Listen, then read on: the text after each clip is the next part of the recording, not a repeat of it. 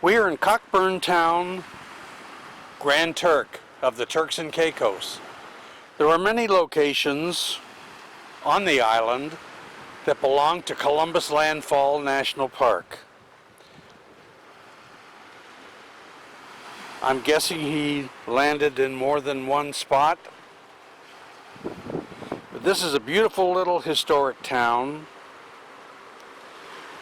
A lot of the buildings just look like you would see Jack Sparrow jump out of one. Some of the buildings have been heavily damaged, if not destroyed, by various hurricanes. The beaches here are beautiful. Basically nobody on them. I'm at the far end of the town, looking back towards the town. Very quiet, very peaceful. And all you hear is the sound of the water coming in.